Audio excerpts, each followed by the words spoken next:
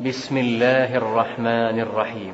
القارعة ما القارعة وما أدراك ما القارعة يوم يكون الناس كالفراش المبثوث وتكون الجبال كالعهن المنفوش فأما من ثقلت موازينه فهو في عيشة راضية وأما من خفت موازينه فأمه هاوية وما أدراك ما هي نار حامية.